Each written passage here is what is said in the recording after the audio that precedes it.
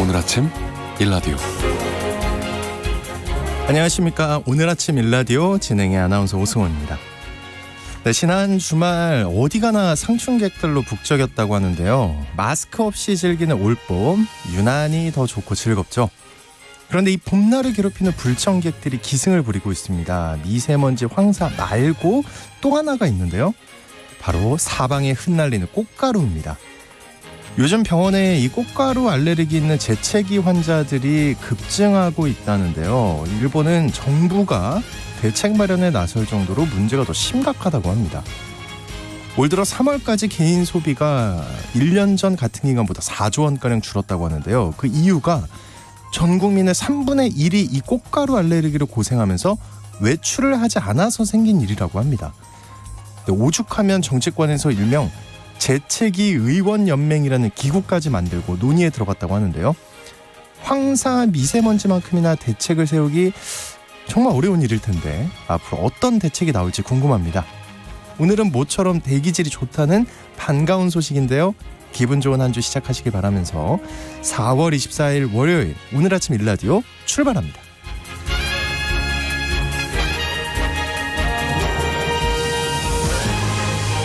네, 오늘 아침 일라디오 이 시간은 물론 KBS 일라디오의 모든 프로그램은 유튜브 KBS 일라디오 공식 채널이나 모바일 콩 어플리케이션 통해서 실시간으로 함께 하실 수 있습니다. 정치, 경제, 사회, 문화 등 다양한 분야에 걸쳐서 명품 콘텐츠들로 마련되어 있으니까요. KBS 일라디오 채널 구독과 좋아요, 댓글 많이 부탁드립니다. 네, 오늘도 여러분들이 출석 체크해 주셨는데요. 최정실님, 네, 반갑습니다. 행복한 오늘 아침이라고. 네, 행복한 오늘 아침 되시길 바라겠습니다. 자, 매주 월요일이죠. 이번 주 농작업 정보 시간 준비되어 있고요. 또 하나의 세상 IT 시간에는 일론 머스크가 띄운 우주선 실패 소식에 대해 살펴보겠습니다. 또 건강의료 처방전 시간에는 앞서 꽃가루 알레르기 말씀드렸는데요. 알레르기 비염에서 벗어날 효과적인 약이 없는지 한번 살펴보고요. 자, 또 청취자 여러분 참여하실 수 있는 퀴즈 관련해서 드릴게요. 꽃가루 알레르기가 심한 일본은 이 나무의 꽃가루가 큰 문제라고 하는데요. 우리도 제주도에 가면 하늘로 쭉 뻗은 이 나무길이 유명한데요. 이 나무의 원산지는 일본입니다. 무엇일까요? 네, 방송을 잘 들으시면 정답이 있습니다. 추첨을 통해서 농촌진흥청에서 제공하는 웰빙 혼합 잡곡 세트를 한 분께, 향긋한 커피를 드실 수 있는 모바일 커피 쿠폰을 두 분께 드리겠습니다. 방송에 참여하실 분들은 단문 50원, 장문 100원이 드는 유료 문자 샵 9730으로 보내주시기 바랍니다. 유익한 정보와 살아있는 이야기가 있습니다. KBS 오늘 아침 일라디오. 한 주간 농가에서 알아둬야 할 주요 농작업 정보를 전하는 시간, 농촌진흥청 대변인실의 정병진 농촌지도관님 전화 연결되어 있습니다. 안녕하십니까? 네, 안녕하세요. 네, 오늘 청취자들이 관심 가질 만한 새로운 농업기술 소식부터 알아보겠습니다. 어떤 건가요? 네, 최근에 갑자기 개체수가 많아져 피해를 주는 돌발 병해충이 꽃매미, 갈색내기 매미충, 미국 선녀벌 등이 대표적인데요. 농촌진흥청에서는 자체 개발한 해충 발육 모형과 기상청 기상자료를 바탕으로 돌발해충의 부화 시기를 분석했는데요. 전반적으로 기온이 평년보다 1.5도씨 정도 높아서 돌발해충의 부화 시기가 6 내지 7일 정도 빠를 것으로 전망되고 있습니다. 그러면 방제를 서둘러야겠네요. 네, 맞습니다. 돌발해충의 발생이 최근 증가 추세를 있기 때문에 이른 시기부터 지속적으로 예방 관찰하셔서 발생 초기에 방제를 해주셔야 큰 피해로 번지는 것을 막을 수 있습니다. 방제용 약제는 갈색매미충은 59품목, 미국 선녀벌레는 77품목, 꽃매미는 64품목이 등록되어 있습니다. 발견되면 즉시 작물과 농약 안전 사용 기준에 맞는 농약을 선택해서 뿌려주시면 되겠습니다. 네. 절기상 고구도 지나고 본격적인 영농철 초여름에 접어드는데요. 이번 주 농업 기상 전망은 어떤가요? 네, 이번 주는 오늘 강원 영동과 전남, 제주에 그리고 내일은 전국적으로 비가 조금 내릴 것으로 예보되고 있는데요. 네. 양은 많지 않을 것 같습니다. 그 밖의 날들은 대체로 맑을 것으로 예상이 됩니다. 기온은 아침이 5 내지 15도, 낮 기온은 12 내지 25도로 평년과 비슷하겠습니다. 그리고 계속 말씀드리지만 논두렁과 농업 부산물 등을 태우는 것은 미세먼지와 산불 발생의 원인이 될 수 있습니다. 절대 하시면 안 된다는 거 다시 한번 말씀드리겠습니다. 네. 잘 지켜주시기 바랍니다. 네, 정말 그래야 되겠죠. 또 이번 주 농가에서 실천해야 할 주요 농작업 알려주시죠. 먼저 벼농가는 뭘 준비해야 할까요? 네, 요즘에는 벽시 종자 소독을 할 때 소독 효과를 높이기 위해서 벽시바라기를 많이 이용하는데요. 네. 벽시바라기를 이용해서 종자 소독을 할 때 피해 예방을 위해서 주의해야 할 사항들 알려드리겠습니다. 구입한 지 오래된 바라기는 온도 조절 장치 센서가 바르게 작동하는지를 꼭 점검하셔야 하는데요. 설정 온도와 물의 실대 온도가 같은지를 꼭 확인해 주시기 바랍니다. 그리고 물 온도를 30도까지 높인 상태에서 약재를 희석한 다음에 종자를 넣어줘야만 약재 침투가 깊이까지 되고 소독 효과도 높일 수 있습니다. 그리고 동일한 품종의 종자를 함께 소독해야 균일하게 소독이 잘 되고 소독 효과도 높일 수 있으니 주의하시기 바랍니다. 네. 또 밭작물들은 어떤 관리가 필요할까요? 참깨 비닐 피복 재배에 적당한 파종 시기는 전남과 경남 지방이 4월 하순이고 그 밖의 지역은 5월 상순에서 6월 상순 사이에 파종하시면 되는데요. 특히 5월 상순에서 중순에는 일교차가 클 수 있기 때문에 일교병 피해에 각별한 주의가 필요합니다. 그리고 중산간지에서 푸독 수수를 재배할 경우에는 모를 옮겨 심는 시기가 5월 상순경이기 때문에 지금부터 목 기르기를 시작하시면 될 것 같습니다. 네. 또 채소 재배 농가에서 주의해야 할 사항도 알려주시죠. 노지 봄배추 재배를 위해서 육묘를 하는 농가들이 많으실 텐데요. 육묘 온도는 야간에는 최저 13도씨 이상을 유지해줘야 하고 네. 낮에는 25도씨 이상으로 올라가지 않도록 관리를 해주셔야 합니다. 그리고 육묘할 때 상토를 구입하여 사용할 경우에는 초기에 필요한 비료량이 첨가되어 있기 때문에 물 관리만 잘 해주시면 되는데요. 네. 물 주는 시기는 가장자리 모가 약간 시들어 보일 때 충분한 양의 물을 주는 것이 좋습니다. 하지만 너무 자주 물을 주게 되면 모가 웃자라서 연약해질 수 있습니다. 네. 주의하시기 바랍니다. 네. 또 과수 농가는 어떤 작업에 신경을 써야 할까요? 개학이 과수원 관리를 잘 해주셔야 하는데요. 만개기부터 한 달간은 세포 분열기로서 과실비대의 가장 중요한 시기입니다. 네. 이때는 물 관리가 특히 중요합니다. 관수 시설은 주로 점적 관수를 이용하면 되는데요. 모래 성분이 많은 토양은 미니 스프링클러를 이용하시면 효율적입니다. 그리고 점적 관수는 30분에서 1시간 관수한 후에 관수한 만큼 쉬었다가 다시 관수하는 방법으로 물 관리를 해주시면 되겠습니다. 네. 그리고 요즘 그 황사가 자주 발생을 하는데 이럴 때 축산 농가 어떤 관리가 필요할까요? 황사가 발생할 경우에 가축의 호흡기 질환이나 눈 질환 등을 유발할 수 있기 때문에 네. 각별한 관리가 필요한데요. 운동장이나 방목장에 있는 가축은 축사안으로 잘 대피시켜 주시고 축사의 출입문과 창문은 닫아서 황사의 유입을 막고 외부 공기와 접촉되지 않도록 잘 차단해 주셔야 합니다. 그리고 야외에 건초나 볏짚은 비닐이나 천막 등으로 덮어서 황사에 오염되지 않도록 잘 관리해 주셔야 합니다. 그리고 황사가 지나간 후에는 축사 내부, 가축의 먹이통 등 기구류를 깨끗한 물로 세척해 주시고 질병 발생 유무도 잘 관찰해서 대처해 주셔야 하겠습니다. 네. 자, 이번 주 농작업 정보 잘 들었습니다. 지금까지 농촌진흥청 대변인실 정병진 농촌지도관이었습니다. 고맙습니다. 네, 감사합니다.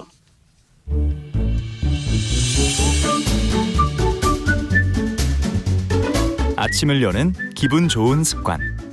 KBS 오늘 아침 일라디오.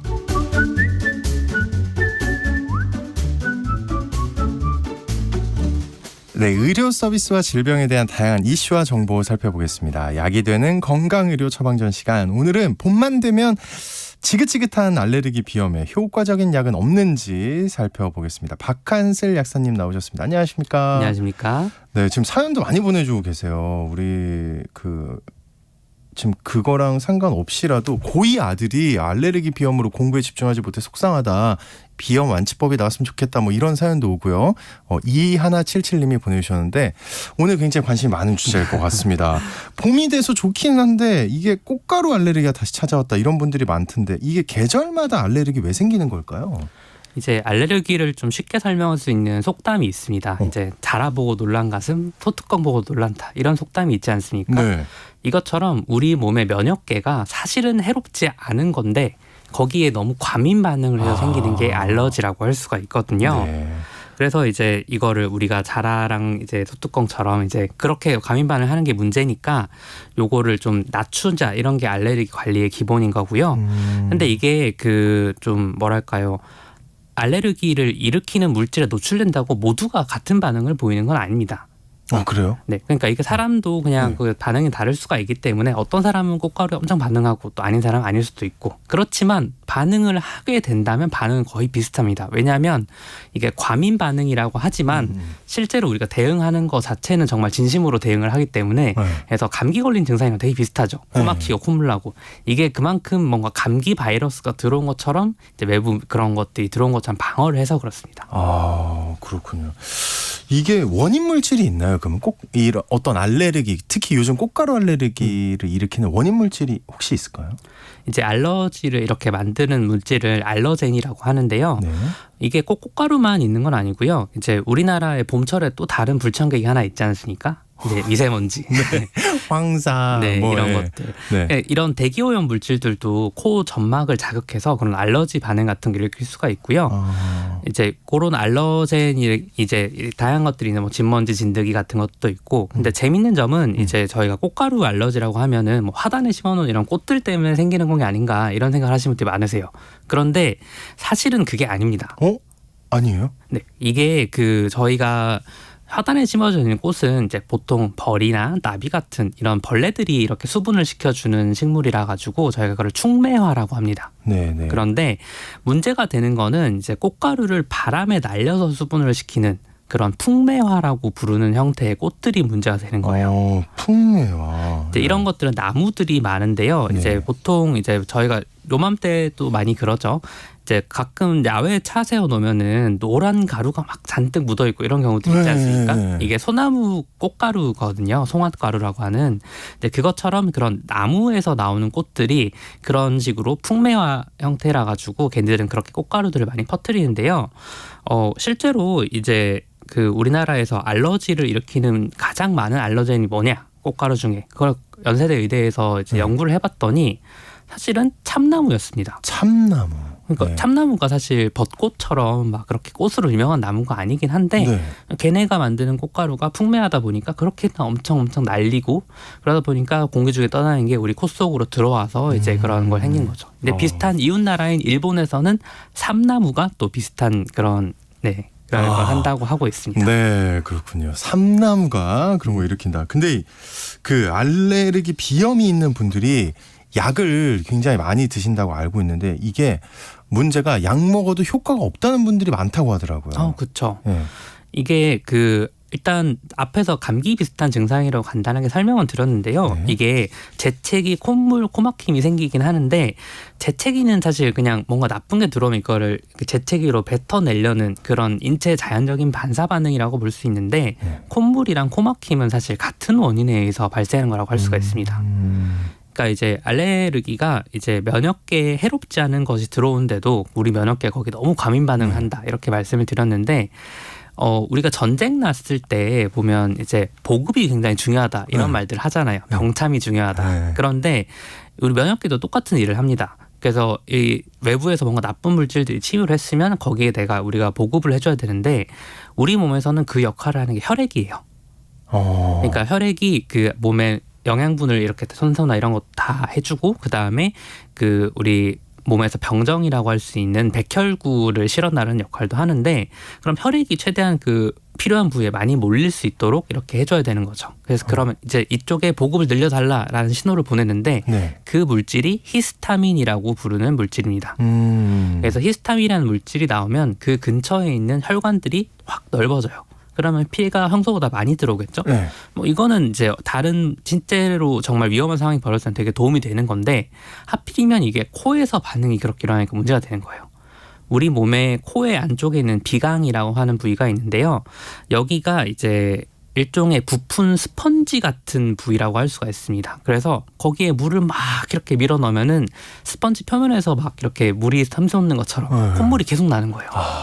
넘쳐나듯이. 네. 그래서 계속 풀어도 계속 나오는 게 애초에 부어서 계속 혈관으로 피가 들어오니까 그쪽에. 그러고 이게 부풀다 보면은 이제 공기가 이렇게 코를 통해서 넘어갈 때 구멍이 있잖아요. 네. 구멍을 점점 좁혀서 코가 막히고 힘든 그런 증상이 생기는 거죠. 요거를 피가 가득 찬다라고 해서 충혈 현상이라고 부르는데 그래서 정리하자면 히스타민이라는 신호가 나와서 코에 충혈이 발생하고 그러다 보면은 콧물이 계속 날 수밖에 없다. 코막힘이 발생하고 이게 그냥 다 연결이 돼 있는 거죠. 콧 속에 피가 많이 몰리는 충혈이 생겨서 숨쉬기가 답답하고 힘들다. 그러면은 그 증상만 없애주는 약을 먹으면 해결이 될 것 같은데 이게 약을 먹는데도 왜 해결이 안 되는 걸까요? 이거 되게 정확한 말씀을 해주셨는데 그럼 충혈만 제거하면 되지 않겠냐? 이게 당연한 생각이잖아요. 그래서 처음에는 그걸 시도했던 게 이제 슈도에페드린이라는 성분의 약들이 있습니다. 그래서 그거를 먹으면 어떻게 되냐면요, 그 혈관을 수축시키는 작용을 하거든요. 이 슈도에페드린이라는 약이. 그러면 이걸 먹으면 당연히 코에 있는 혈관도 수축이 될 거고, 그러면 충혈이 없어지겠죠. 그런데 이제 이게 먹는 약으로 먹으면은 그 약이 코에만 가진 않아요. 온몸의 전신을 다 가기 때문에 만약에 내가 고혈압 같은 게 있다 이러면은 이제 전신의 혈관을 좁혀버리면 혈압이 당연히 높아지겠죠. 그러니까 이런 문제들이 좀 있으니까 위험하네요. 네. 그다음에 여기만 작용하는 것도 아니고 좀 느리기도 해요. 먹는 거는. 그러다 보니까 이러면 조금 더 직접적으로 해보자. 그래서 이제 저희가 비염 스프레이라고 부르는, 그래서 코에 뿌리는 이런 약들을 한번 보셨을 건데 해봤어요. 네. 네. 하면 정말 드라마틱하게 좋아지거든요. 네. 순간. 네, 순간적으로 확 없어지고 이게 정말로 똑같은 작용으로 코 속에 있는 혈관을 확 좁혀서 충혈을 없애주는 건데요. 이게 문제점이 하나 있습니다. 우리 몸이 사실 적응을 되게 빨리 하거든요. 근데 생각해보면 이게 과민 반응이긴 하지만, 그러니까 착각 때문에 시작된 거긴 하지만 진심으로 대응을 하는데 이게 보급을 더 늘려야 되는데 지금 갑자기 보급이 안 돼요. 네. 몸의 입장에서 그렇게 느낄 거 아닙니까? 그렇죠. 그러니까 이제 거기 적응해서 더 늘려라 이렇게 돼버리는 거예요. 안 되는데. 그러다 보니까 이제 너무 많이 사용하시다 보면은 이거에 적응을 해버려서 코가 점점 더 심하게 막히는 그런 악화된 부작용이 나타날 수가 있습니다. 네, 그래서 이거는 단기간 정말 심할 때 가끔씩만 사용하셔야 되는 거고요. 아하. 이제 여기에 이제 좀 다른 접근을 그럼 해보자 이런 생각을 하신 분들이 아까 제가 히스타민 때문에 혈관이 넓어지고 그러다 보니까 충혈이 생긴다 이렇게 말씀을 드렸는데요. 그러니까 이제 윗물을 막아보자는 겁니다. 그러니까 히스타민을 막으면 되지 않겠냐. 요게 이제 흔히 말하는 항히스타민제 계열의 약들입니다. 약국 가서도 그런 제품들이 있고 병원 가서도 처방을 해주시는데 이거는 이제 앞에서 아예 히스타민 분비 자체를 막아버리니까 훨씬 더 마일드하게 더 이제 그러니까 순조롭게 잘 이게 막히기도 하고 그냥 더 이상 악화되는 걸 확실히 막아주는 이거는 아까 말씀드린 것 같은 그런 내성도 생기지가 않거든요. 그래서 좋은데 문제점이 하나 있습니다. 이것도. 어떤 거냐면요. 이게 네. 없어야 되는데. 네, 우리가 그 비새는 천장을 고친다고 이미 썩은 나무로 된 마룻바닥이 다시 돌아오진 않잖아요. 그렇죠. 네, 그러니까 히스타민은 위에서 물이 새는 걸 막아주는 거, 항히스타민들 쓰면 막아주는 거니까 이미 썩은 마룻바닥은 고칠 수가 없는 거예요. 이것처럼 이제 이미 코가 많이 부어서 이제 막 코가 막히고 이런다. 그러면은 항히스타민제는 이제 피가 몰리지 말라는 혈관이 확장되지 않게 하는 신호를 보내는 건데 이미 확장돼 있으면 그걸 고쳐주지 못하는 거예요. 그러니까 증상이 생기기 전에 미리 먹는 게 좋다. 그리고 평소에 그런 거 심하게 알려진 분들은 그냥 아침에 하나 먹고 가시면 돼. 조금 졸릴 수는 있어요. 그거만 제외하면은 특별히 부작용도 없고 내성도 없으니까 미리 드시는 게 좋다. 이렇게 말씀드리고 싶습니다. 그러니까 미리 먹으면 괜찮다. 다만 코에 뿌리는 방식은 너무 자주 하면 좀 그렇다. 부작용이 있다. 약 말고 그러면 혹시 다른 방법이 있을까요?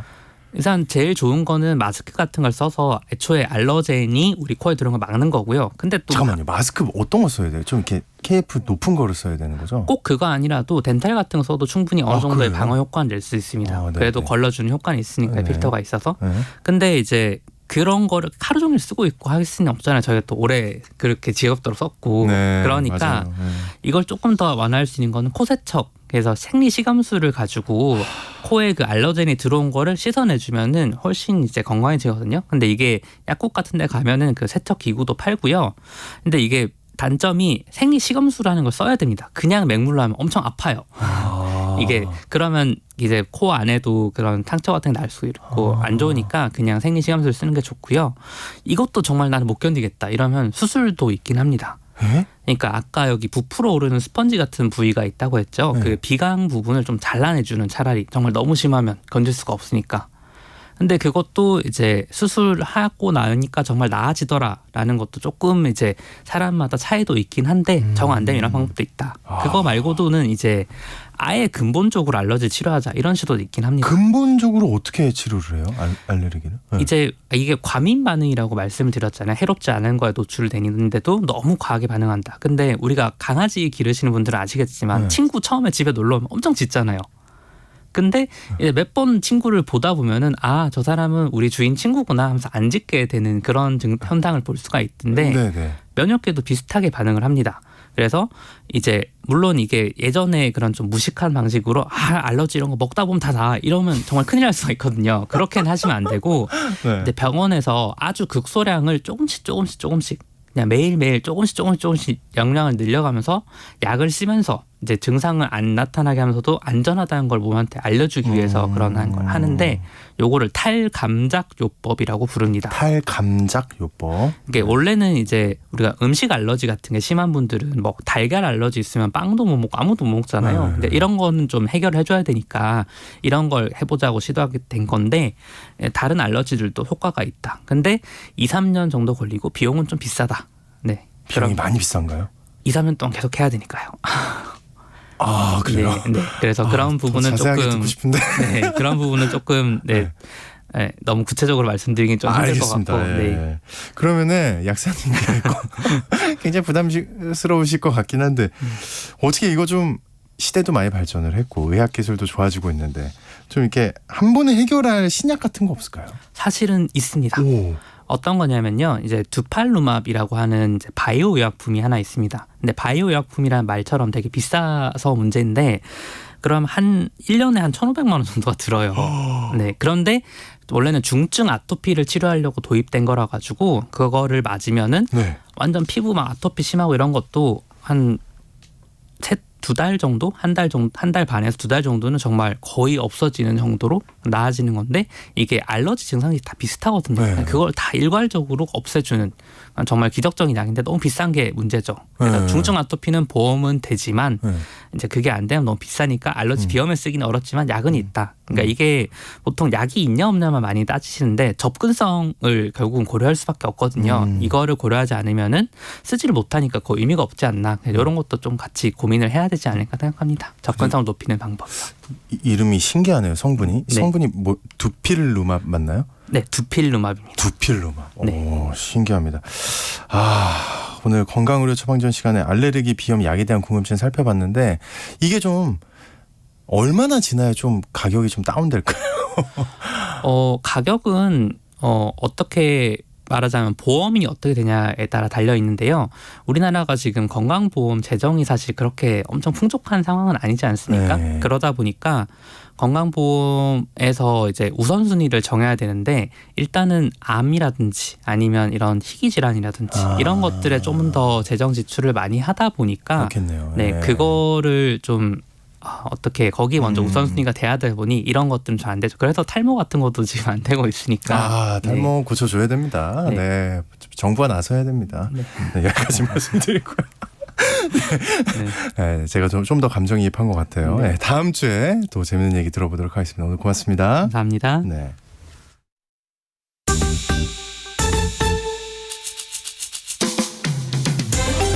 활기찬 하루를 여는 오늘 아침 일라디오 건강한 아침 습관.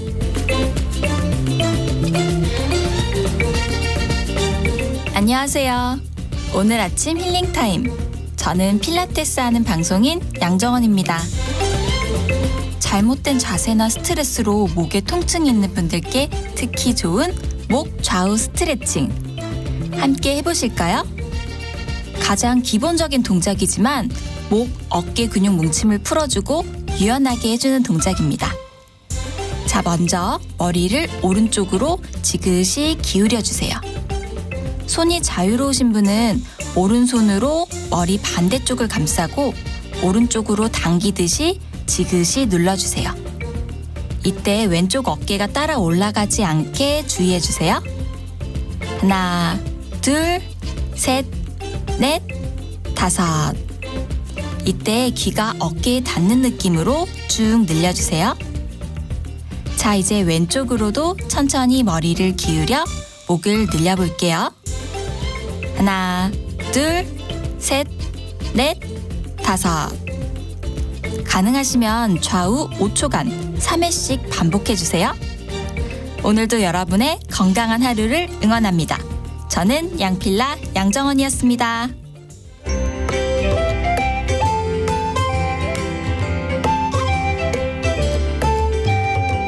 상쾌한 하루의 시작. KBS 오늘 아침 일라디오. 한 주 동안 가장 많은 뉴스가 쏟아지는 세상이죠. 우리가 반드시 알아야 또 하나의 세상 IT 히든 브레인 연구소의 송태민 소장님과 함께하겠습니다. 안녕하십니까? 네, 안녕하세요. 또 다른 세상 오늘 멀리 간다고요? 네, 맞습니다. 네, 어디 갑니까? 오늘은 우주로 갑니다. 네, 우주 얘기를 좀 해드릴 건데요. 지난주에 이제 발사된 스페이스 X의 스타쉽이라는 이제 로켓이 있어요.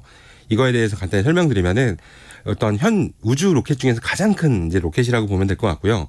그다음에 2025년도에 시도할 인간을 두 번째로 달로 보내는 아르테미스 3호의 임무 이후에 이제 스타쉽이 이제 달 착륙선으로 이제 쓰기도 하고요.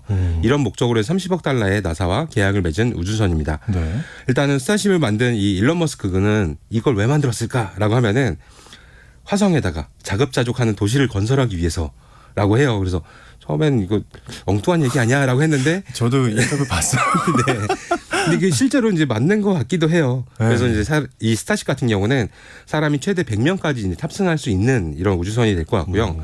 이를 통해서 화성에 100만 명이 거주할 수 있는 도시를 만들겠다라는 것입니다. 그다음에 가장 중요한 거는 이 로켓이 재사용이 가능한 로켓이고 그렇다 보니까 금액대가 기존 대비 굉장히 이제 저렴해질 수 있다라고 얘기를 할 수 있을 것 같아요. 네. 그 인터뷰를 보다 기억이 나는 게 그 일론 머스크의 너무나도 진지하고 태연한 표정. 네. 우리 진짜 가야 된다 화성. 맞아요. 네, 그게 생각이 나는데, 근데 이번에 스타쉽 비행의 첫 궤도 시험 비행이 있었다는데 결과가 어땠나요? 네, 일단은 결과 자체는 날아가지를 다 못하고 4분 만에 이제 폭발을 하게 아이고. 됐습니다. 네네. 네, 이거에 대한 얘기를 먼저 하면은 네. 비행이 앞서가지고 일론 머스크가 이번 비행은 성공 확률이 50%다. 그다음에 올해 안에 또 날릴 건데 성공 확률이 80%로 예상이 된다라고 밝혔어요. 그래서 뭐 그럼 이번에는 그렇게 높지는 않은 거네. 네, 50%라고 했으니까 그 중에서 절반만 성공했으면 좋았을 텐데 뭐 그렇진 못했죠. 일단은 20일 날 오후 10시 반 정도에 이제 미국에서 이제 날리게 됐었는데요. 이 날리게 됐을 때 처음부터 성공했으면 좋겠지만은 안타깝게 4분 만에 이제 폭발을 했어요. 간단하게 설명을 드릴게요. 네. 이륙 1분 후에 이제 압력이 최대치를 이르는 맥스 Q 구간이라고 하는데 여기까지는 성공적으로 통과를 했고요. 그 다음부터는 이제 문제였어요. 엔진이 33개였거든요. 그 중에 3개가 꺼지면서 이탈을 하게 되는 거죠. 그래서 예를 들어 동그라미에 이제 엔진이 있다고 하면은 밑에서 불이 쭉 나오는데 네. 한쪽에서 불이 약해진다. 그럼 자연스럽게 기울죠. 네, 기울 수밖에 없겠죠. 그렇기 때문에 이 로켓이 날아가다가 경로를 이탈하게 됐고요. 이탈하게 되면서 어쩔 수 없이 중간에 폭발을 시키자. 폭발을. 네. 네. 왜냐하면 잘못 날아갔다는 더 큰 일이 날 수도 있어요.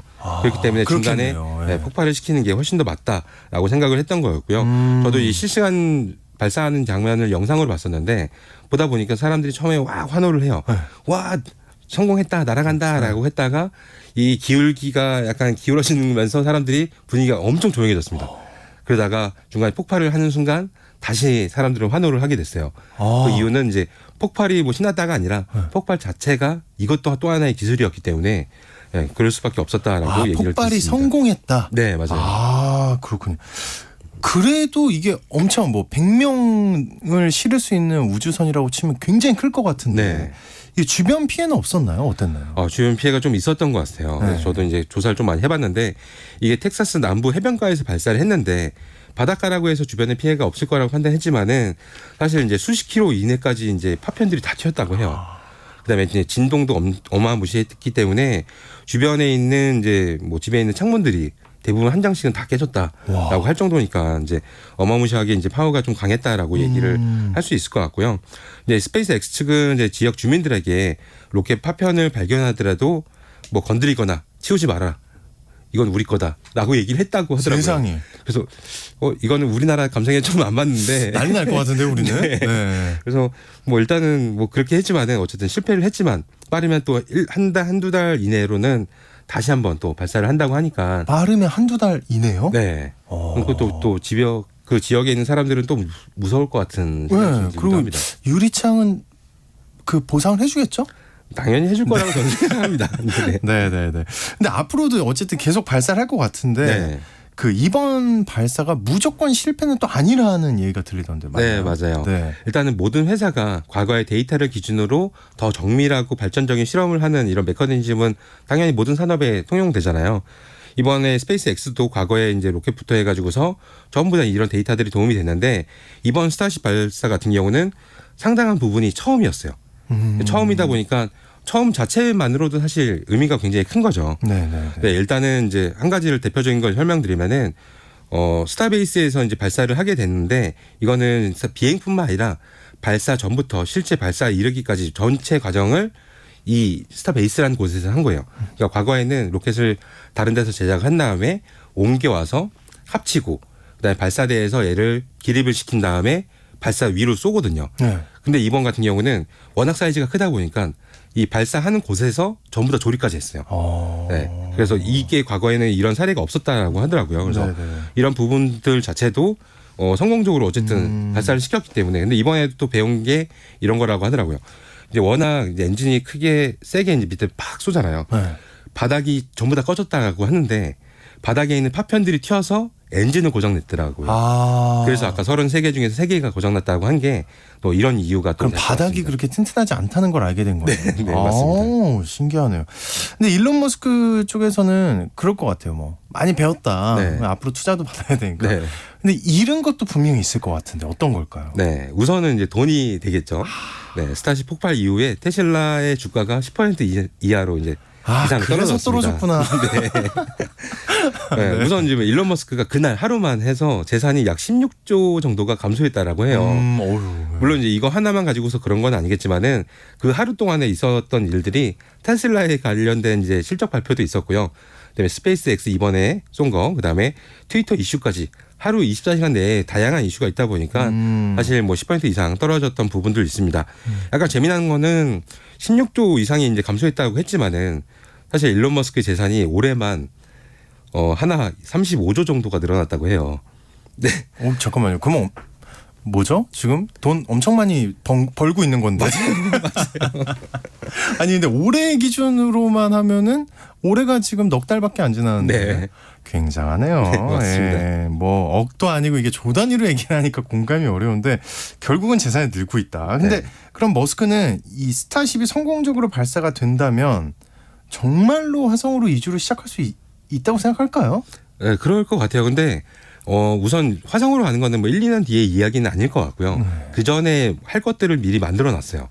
특히 아까 초반에 얘기했던 나사랑 진행하고 있는 달에 가는 프로젝트. 이거 같은 경우는 약간 신기하긴 하더라고요. 저도 조사를 하다 보니 50년 동안 이제 인류가 다시 달로 간 적이 없었어요.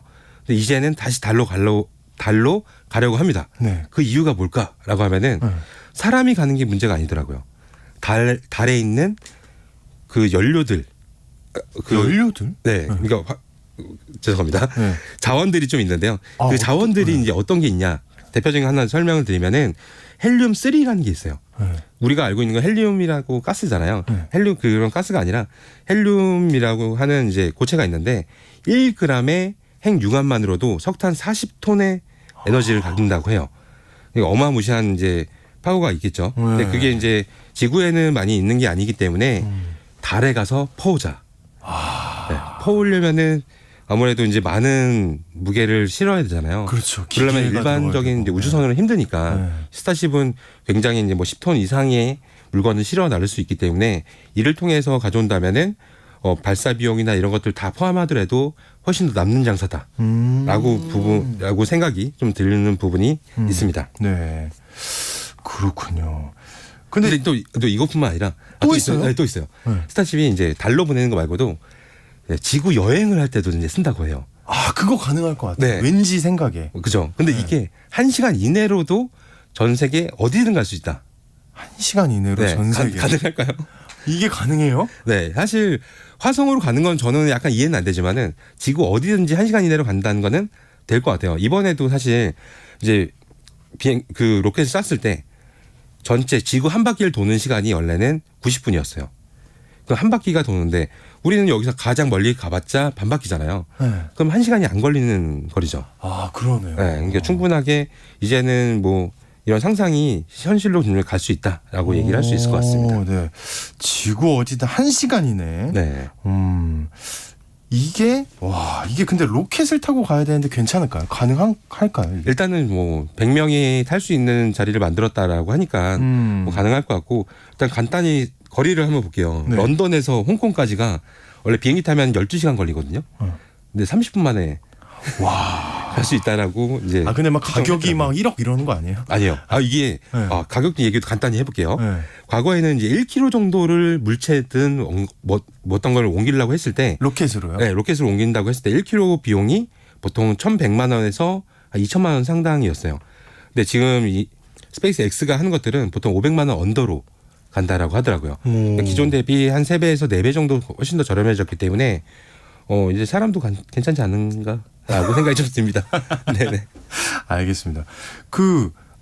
요즘 그런 것도 있잖아요. 제가 얼마 전에 저번 주에 팔라우라는 데 갔다 왔는데 네네. 인터넷이 좀 느린 거예요. 네. 근데 막 거기서 막 스타링크 막 이 얘기를 하는 거예요. 네. 이거를 다음엔 설치해 놓겠다. 네. 근데 이게 머스크가 한 거라면서요? 맞아요. 스타링크는 제가 이제 조만간 한국에도 서비스가 오픈할 건데 네. 오픈하면 좀 더 자세히 설명을 드리겠지만 간단히 설명드리면은 이제 소형 위성을 지구에다가 약 4,000개를 깔아놨어요. 이미요? 이미 깔아놨어요. 그래서 이걸 통해서 인터넷이 된다라는 거고 좀 전에 얘기했던 스타쉽을 통해 가지고서 4만 개의 위성을 또 쏘겠다. 그러면은 지구 주변에 4만 4천 개 정도가 이제 돌아다니면서 촘촘하게. 네, 촘촘하게 돌다 보니까 어디서든지 뭐 한국이 아니라 네, 전 세계 어디서든지 인터넷이 된다라는 부분이 될 것 같습니다. 알겠습니다.